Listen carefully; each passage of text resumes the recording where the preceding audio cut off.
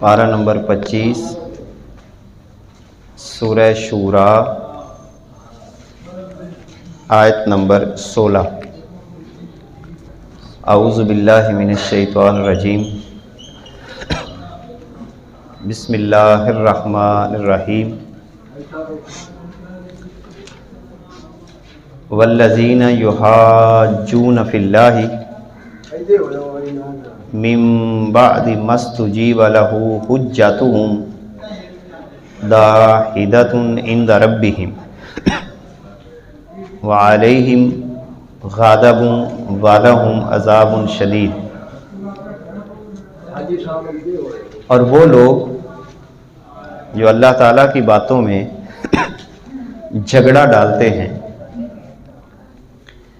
من بعد ما استجیب لہ حجتہم داحضۃ،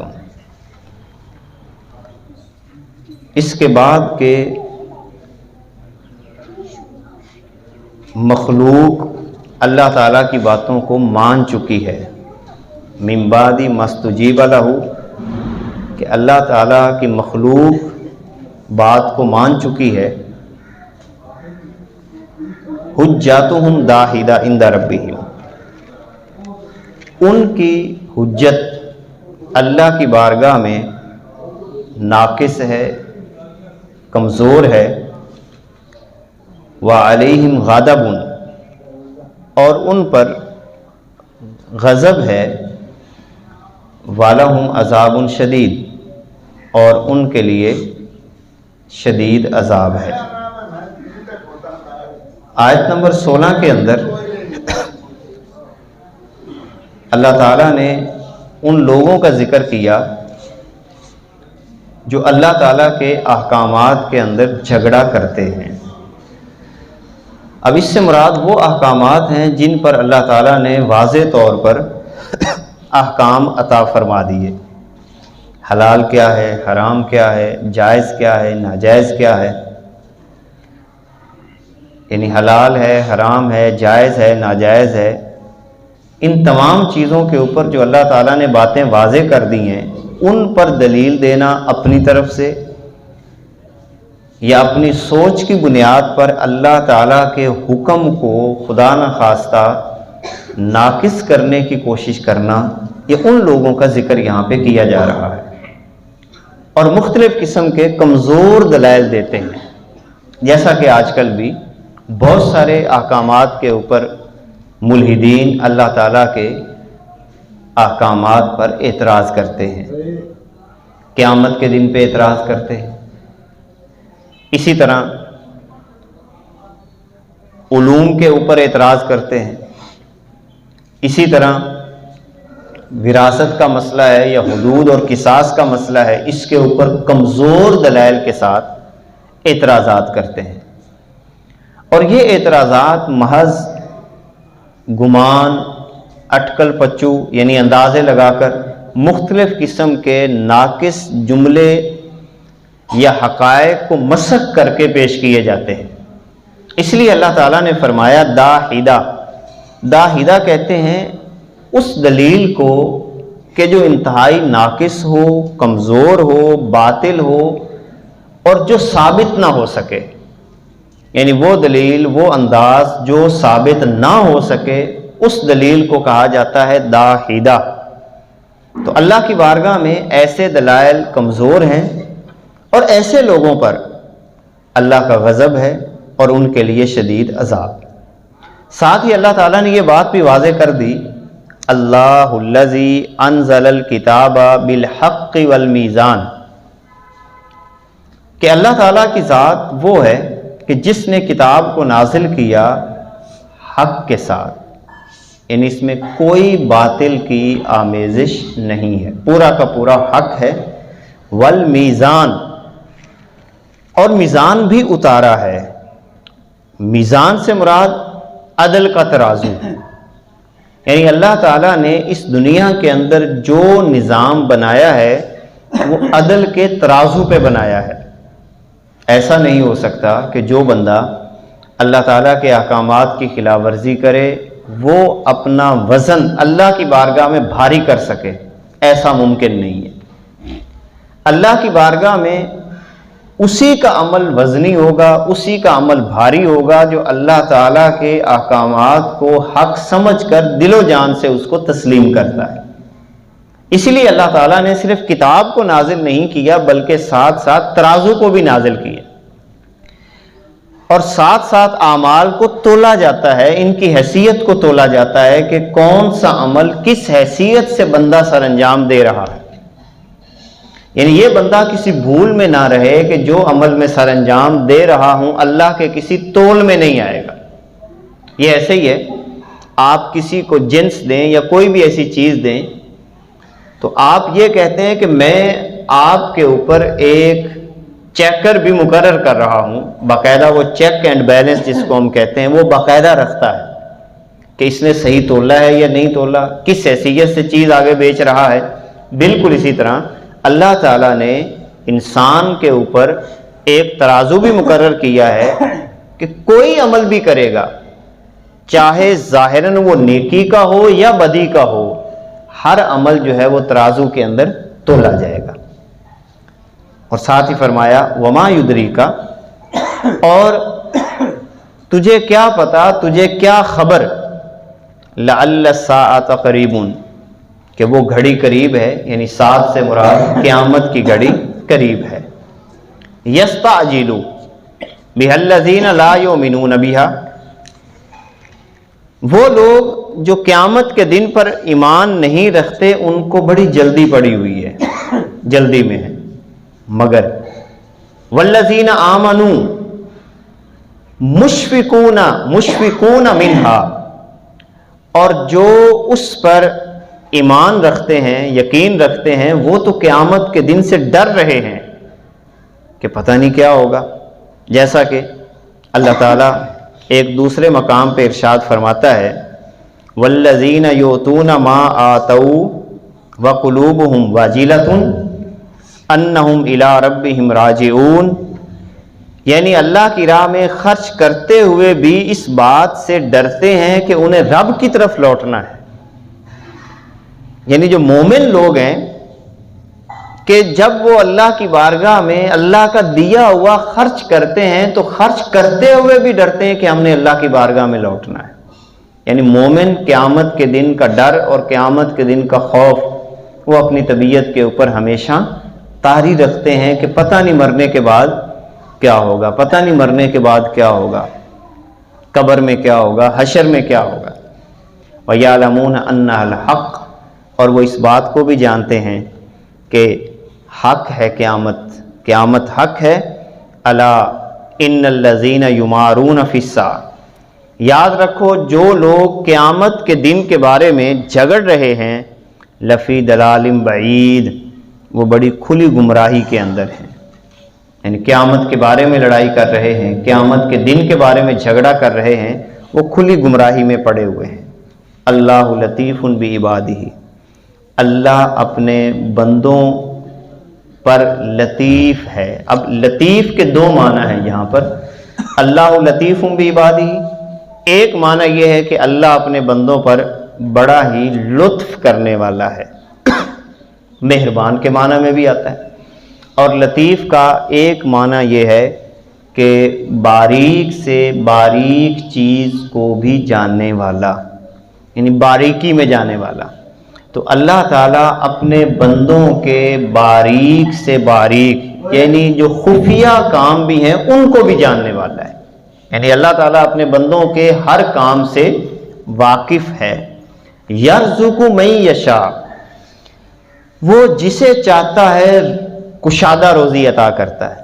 اب یہ اس کی مرضی سی ہے، ایمانیات کے اندر یہ بات بھی شامل ہے کہ مجھے اس بات کا یقین رہنا چاہیے کہ اللہ تعالیٰ نے کسی کو کشادہ روزی عطا کی ہے تو یہ اس کی عطا ہے، انسان کا اس میں کوئی کمال نہیں، لہذا یہ اس کی مرضی ہے۔ اگر کسی کو تھوڑا دیا ہے، یہ اللہ تعالیٰ یہ بھی قرآن میں فرماتا ہے یبسط الرزق لمن یشاء، وہ جس کے لیے چاہتا ہے روزی کو وسیع کر دیتا ہے، ویقدر، اور جس کے لیے چاہتا ہے وہ تنگ کر دیتا ہے۔ تو تنگی اور کشادگی یہ بھی کس کی طرف سے ہے؟ یہ اللہ کی طرف سے ہے۔ محنت انسان کے ذمے ہے، رزق کا زیادہ یا تھوڑا ہونا یہ اللہ تعالیٰ کے مرضی کے مطابق ہوتا ہے۔ من کانا یرید حرث الآخرتی، جو بندہ آخرت کی کھیتی کا عروج چاہتا ہے کہ میری آخرت کی کھیتی بڑھے، نزید لہو فی حرثہ، ہم اس کی آخرت کی کھیتی میں اضافہ کر دیں گے۔ یعنی دنیا کے اندر ہر عمل کی بنیاد آخرت قائم کرتا ہے کہ میں یہ جو عمل کر رہا ہوں اس میں میری نیت کیا ہے۔ کوئی بھی کام کریں، نیت میں یہ ہو کہ اللہ تعالیٰ مجھے قیامت کے دن اس کا نفع عطا کرے۔ خدا نخواستہ نیکی کا عمل کرتے ہوئے یہ بات ذہن میں آ گئی کہ دنیا کا مجھے نفع ملے، دنیا کا اعزاز ملے، تو یہ نیکی کرنے میں نیت کی خرابی پیدا ہو گئی۔ لہذا ہر کام کے اندر جو کام بھی آپ کرنے لگے ہیں اس کے اندر نیت یہی باندھیں کہ اللہ تعالیٰ مجھے آخرت میں اس کا اجر عطا فرما دے، تو اس کی بنیاد اچھی رہتی ہے۔ تو اسی لیے اللہ تعالیٰ نے فرمایا کہ جو آخرت کے امیدوار ہیں ہم ان کی آخرت کی کھیتی میں پھر اضافہ بھی کر دیتے ہیں۔ یعنی جو دنیا میں اگر اس نے تھوڑا سا بھی عمل کیا ہے تو اللہ تعالیٰ اس کو قیامت کے دن بڑا کر کے پیش کر دے گا۔ جیسا کہ ایک حدیث پاک میں آتا ہے کہ اگر کوئی بندہ کھجور برابر بھی، کھجور کی گٹھلی برابر بھی یا کھجور برابر بھی خلوص نیت کے ساتھ اللہ کی بارگاہ میں صدقہ اور خیرات کرتا ہے، کسی غریب کو کھانا کھلا دیتا ہے، تھوڑا سا کھانا مگر خلوص کے ساتھ، کھجور کا مثال دی ہے کہ اتنا سا بھی، تو رحمان اپنی شان کے مطابق اس کو اپنے ہاتھوں میں قبول کرتا ہے اور پھر اس کو بڑھاتا رہتا ہے یہاں تک کہ قیامت کے دن وہ تھوڑا سا خرچ کیا ہوا بھی اللہ کی بارگاہ میں پہاڑ کے برابر ہو جائے گا۔ تو اس کا مطلب یہ ہوا کہ تھوڑا سا بھی عمل کیا جائے مگر اس میں رضا اللہ کی ہو۔ ایسا نہ ہو کہ ہم بہت بڑا عمل بھی کریں مگر اس میں دنیا کا کوئی نفع آ جائے یا دنیا کا کوئی مفاد انسان کے ذہن میں آ جائے، یہ چیزیں ذہن میں نہیں رکھنی چاہیے، آخرت کا نفع۔ تو فرمایا جو آخرت کی کھیتی کا طلبگار ہے ہم اس کی آخرت میں اضافہ کریں گے۔ وَمَنْ كَانَ يُرِيدُ حَرْثَ الدُّنْيَا، اور جو دنیا کی کھیتی کا امیدوار ہے یعنی دنیا چاہتا ہے، نُؤْتِهِ مِنْهَا، اللہ فرماتا ہے ہم اسے دنیا میں سے دے دیں گے۔ لہٰذا جو جس کی نیت ہوتی ہے اسی کے مطابق اللہ تعالیٰ اسے عطا کر دیتا ہے۔ دنیا کا اگر لالچ ہے تو اللہ دنیا میں عطا کر دے گا، آخرت کا لالچ ہے تو پھر اللہ تعالیٰ آخرت کا پہلو عطا کر دے گا۔ وَمَا لَهُ فِي الْآخِرَةِ مِن نَصِيب، اور ساتھ یہ بات بھی واضح کر دی جو اپنا ہر کام دنیاوی غرض کے لیے کرتا ہے آخرت میں اس کا کوئی حصہ نہیں ہوگا۔ تو آخرت ہم نے بچانی ہے۔ یہ دیکھیں دنیا تو مختصر سی ہے، آج نہیں تو کل ہمارا جنازہ تو پڑا ہی جائے گا، تو ہم نے اپنی آخرت کے لیے خزانے کو محفوظ کرنا ہے، اور اس کا بہترین حل یہ ہے کہ کوئی عمل بھی کریں دنیا کے کسی بندے کو دکھانے کے لیے نہیں بلکہ اللہ کو راضی کرنے کے لیے کریں کہ اللہ تو راضی ہو جا، تو راضی ہو جا۔ ام لہم شرکو، ام لہم شرکاء، کیا ان کے لیے کوئی شریک ہیں؟ شرعوا لہم من الدین، کہ جنہوں نے ان کے لیے کوئی نظام متعین کر دیا ہے، کوئی دین بنا دیا ہے، ما لم یعظم بہ اللہ، کہ جس کی اللہ تعالیٰ نے اجازت ہی نہیں دی۔ اب یہاں پر کیا بتایا جا رہا ہے کہ جن لوگوں کو میں اور آپ اللہ کے مقابلے میں کسی اللہ کے عطا کردہ اصول کے مقابلے میں ہم کسی شخص کو یہ معیار دے دیں کہ تو ہمارے لیے نظام بنا، یہ غلط ہے۔ نظام بنایا ہے وہ اللہ تعالیٰ کا نظام ہے، اللہ تعالیٰ کا نظام ہی اصل نظام ہے، بس اسی نظام کو پروموٹ کرنے والے کو ہم نے کیا کرنا ہے؟ پروموٹ کرنا ہے۔ اور جو اللہ تعالیٰ کے نظام کو پروموٹ نہیں کر رہا اس حوالے سے اللہ تعالیٰ یہ فرما رہا ہے کیا اللہ کے علاوہ انہوں نے کوئی شریک بنا لیے جو ان کے لیے اللہ کی اجازت کے بغیر نظام بنائے؟ اس کا مطلب یہ ہوگا کہ جو اللہ کی اجازت کے ساتھ یعنی اللہ کے حکموں کے مطابق کوئی نظام تمہارے لیے بناتے ہیں تو اس کو قبول کیا جائے، اور جو اللہ کے حکموں کے مطابق تمہارے لیے نظام نہیں بناتے ان کو قبول کرنا ہماری ذمہ داری میں شامل نہیں ہے۔ وَلَوْلَا كَلِمَةُ الْفَصْلِ، اگر قیامت کے دن کا فیصلہ یا وعدہ نہ کیا ہوتا اللہ تعالیٰ نے، لقودی بینہم، تو ضرور اللہ تعالیٰ ان کے درمیان فیصلہ کر دیتا۔ وَإِنَّ الظَّالِمِينَ لَهُمْ عَذَابٌ أَلِيمٌ، اور ظالموں کے لیے دردناک عذاب ہے۔ تَرَى الظَّالِمِينَ مُشْفِقِينَ مِمَّا كَسَبُوا وَهُوَ وَاقِعٌ بِهِمْ، آپ دیکھیں گے کہ یہ ظالم اپنے اعمال سے ڈر رہے ہوں گے قیامت کے دن، آپ دیکھیں گے۔ وَتَرَى الظَّالِمِينَ، لہذا دنیا میں ہم بعض دفعہ گھبرا جاتے ہیں کہ یہ ظالموں کا حساب کیوں نہیں ہو رہا، تو قیامت کے دن اللہ تعالیٰ یہ فرما رہا ہے کہ آپ دیکھیں گے، اپنی آنکھوں سے دیکھیں گے کہ یہ ظالم لوگ جو انہوں نے دنیا میں کیا اس سے ڈر رہے ہوں گے۔ وَهُوَ وَاقِعٌ بِهِمْ، اور جو ان پر یقیناً واقع ہو کے رہے گا۔ وَالَّذِينَ آمَنُوا، اور جو لوگ ایمان لائے، وَعَامِلُوا الصَّالِحَاتِ، اور جنہوں نے نیک اعمال کیے، فی روضات الجنات، وہ جنت کے باغات میں ہوں گے، لہم ما یشاؤون عند ربہم، اور وہ جو چاہیں گے اللہ کی بارگاہ میں اللہ تعالیٰ ان کو عطا کرے گا۔ لہم ما یشاؤون عند ربہم، جو اپنے رب سے مانگیں گے اللہ تعالیٰ ان کو عطا کرے گا۔ ذالک هو الفضل الکبیر، یہ اللہ تعالیٰ کا بہت بڑا فضل ہے۔ ذالک الذی یبشر اللہ عبادہ، یہ وہ بات ہے کہ اللہ تعالیٰ اپنے بندوں کو خوشخبری سناتا ہے۔ الذین آمنوا، جو لوگ ایمان لائے، وعاملوا الصالحات، اور جنہوں نے نیک عمل کیے۔ قل لا اسألکم علیہ اجرا، اے محبوب آپ ان سے یہ بھی فرما دیں کہ میں تم سے کسی قسم کا اجر نہیں مانگتا، الا المودۃ فی القربى، سوائے اس کے کہ جو میرے قریبی رشتہ دار ہیں ان کی محبت۔ تو اہل بیت اطہار کی محبت ہمارے ایمان کا لازمی حصہ ہے۔ مگر جس طرح قرآن مقدس کے باقی احکامات کی تشریح کے اندر بہت سارے مساہمات واقع ہوئے، محبت کے تقاضے کیا ہوتے ہیں، محبت کے اصول کیا ہوتے ہیں، اہل بیت کی محبت کا بنیادی تقاضا کیا ہے، محبت کیسے کہتے ہیں، وہ معیارات بدل کر جو محبت نہیں ہے اس کو محبت بنا دیا گیا۔ تو اصل محبت کیا ہے، ان کی سیرت پہ عمل کرنا، ان کو دل جان سے تسلیم کرنا، اور جو انہوں نے کیا اس کو اپنے دل کے اندر جگہ دینا، ان کے مقام اور ان کی اہمیت کو اپنے ذہن میں مد نظر رکھنا، یہ اصل محبت ہے۔ لیکن اصل محبت کے تقاضوں کو بھول کر، جیسے یہ ایک سادہ سی بات ہے، جیسے ہم حضور سے محبت کا اعلان کرتے ہیں مگر حضور سے محبت کے تقاضوں کو پورا نہیں کر رہے، اسی طرح اہل بیت اطہار علیہم السلام رضوان اللہ علیہم اجمعین کے ساتھ محبت کا اعلان تو کرتے ہیں مگر محبت کے تقاضوں کو پورا نہیں کرتے۔ فرمایا وَمَن یقترف حسنۃ، جو بندہ نیکی کرے گا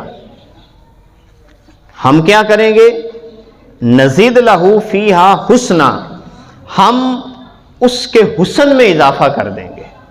جو بندہ نیکی کرے گا ہم اس کے حسن کے اندر اضافہ کر۔ اب حسن، پہلے حسن کا لفظ ہے پھر حسن، حسن کہتے ہیں جو انسان کی ظاہری کیفیت ہوتی۔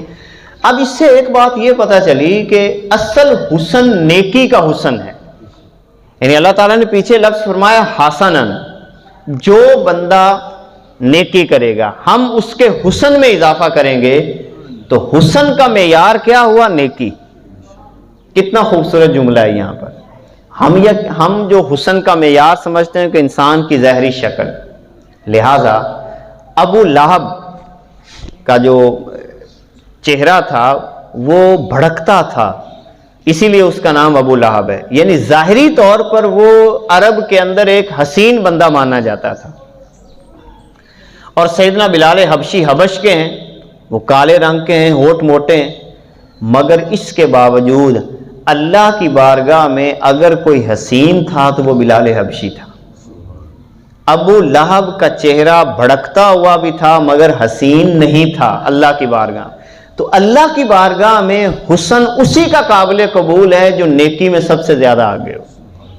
نیک آدمی حسین ہوتا ہے اللہ کی بارگاہ میں. تو یہ جملہ کتنا خوبصورت ہے. وَمَن يَقْتَرِفْ حَسَنَةً، جو کوئی نیکی کرے گا، نزد لہو فیہا حسنا، ہم اس کے حسن میں اضافہ کر دیں گے. کیوں؟ ان اللہ غفور، اللہ تعالیٰ بخشنے والا ہے، شکور اور قدردان ہے. اللہ قدر کرتا ہے. یعنی کوئی بندہ بھی نیکی کا کام کرے گا، اور وہی بات کہ آپ یہ نہ دیکھیں کہ لوگ مجھے قدر دیں گے یا نہیں دیں گے، یہ چھوڑ دیں. اللہ تعالیٰ کی بارگاہ میں یہ امید رکھیں کہ آپ جو نیکی کا کام کر رہے ہیں اللہ آپ کی قدر ضرور کرے گا. اللہ تعالیٰ قدردان ہے. ام یقولون افترى علی اللہ کاذبا، کیا یہ کہتے ہیں کہ معاذ اللہ پیغمبر نے اللہ پہ جھوٹ باندھا؟ یعنی حضور علیہ الصلوۃ والسلام کے لیے جھوٹ کا لفظ بھی مشرکین نے استعمال کیا کہ یہ محمد جو ہیں صلی اللہ علیہ وسلم اللہ کی ذات پہ جھوٹ باندھتے ہیں. فَإِن يَشَاءِ اللَّهُ يَخْتِمْ عَلَىٰ قَلْبِكَ، اگر اللہ چاہے تو آپ کے دل پہ مہر لگا دے. وَيَمْحُ اللَّهُ الْبَاطِلَ، اور اللہ تعالیٰ مٹا دے باطل کو. وَيُحِقُّ الْحَقَّ، اور حق کو واضح کر دے. بِكَلِمَاتِهِ، اپنے کلمات کے ساتھ. اِنَّهُ عَلِيمٌ بِذَاتِ الصُّدُورِ، اللہ تعالیٰ اپنے بندوں کے سینوں کی باتوں کو ضرور جاننے والا ہے. اللہ تعالیٰ عمل کی توفیق عطا فرمائے. وآخر دعوانا ان الحمد للہ رب العالمین. بسم اللہ الرحمن الرحیم.